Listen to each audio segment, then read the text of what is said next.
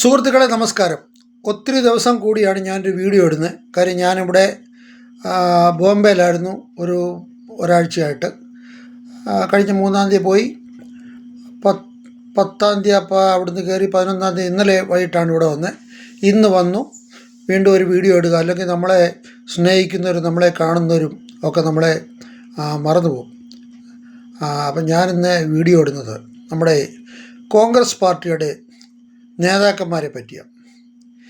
നമ്മളൊക്കെ പണ്ട് തൊട്ടേ പറയുന്നുണ്ട്, അമ്മാവൻ എന്നെ ചന്ദനവാടി കൊണ്ട് അടിച്ചാലും ഞാൻ നന്നാകത്തില്ല.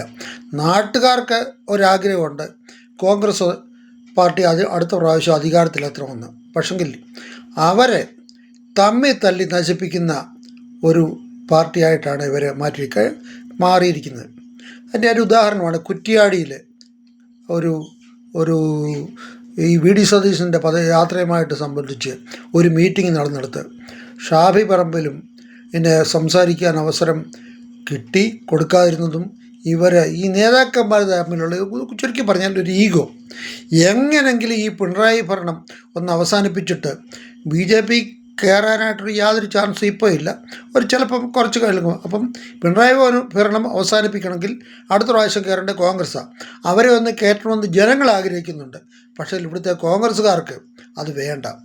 അവർ തല്ലി ഇതുപോലെ വിവരം കേട്ട കുറേ കോൺഗ്രസ് നേതാക്കന്മാർ, എന്നുവെച്ചാൽ VD സതീശൻ വിവരമുള്ളവരാണ്, ഷാഫി പറമ്പ് വിവരമുള്ള, പക്ഷേ ഇവർ മറ്റുള്ളവർ മുമ്പിൽ കാണിക്കുന്ന ഈ ഈഗോകൾ.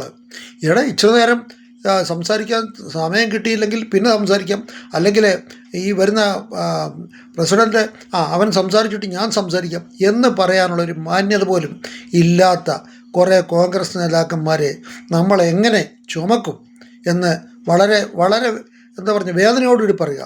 നമുക്ക് ഈ പിണറായി വിജയൻ്റെ ഈ ഭരണം മാറണമെങ്കിൽ ഇവർ കയറണം. ഇവരെ കയറിക്കഴിഞ്ഞാൽ കയറാൻ ഇവർക്ക് ആഗ്രഹമുണ്ട് എന്നാൽ പറഞ്ഞാൽ ഇവരങ്ങോട്ടും ഇങ്ങോട്ടും ഒരുത്തൻ്റെ കാലം ആര് വാരും, അല്ലെങ്കിൽ ഇവൻ്റെ കാര്യം ഞാനങ്ങനെ വാരണം, അല്ലെങ്കിൽ ഇവന് അങ്ങോട്ടും ഇങ്ങോട്ടും ഒരു സഹോദര സ്നേഹവും ഇല്ലാത്ത കുറേ കോൺഗ്രസ് നേതാക്കന്മാർ. ഇവരെ ആര് സഹിക്കാനൊക്കും? ഏതായാലും നമ്മുടെ കേരളം ഇതൊക്കെ കണ്ട് സഹിച്ചേ പറ്റത്തുള്ളൂ.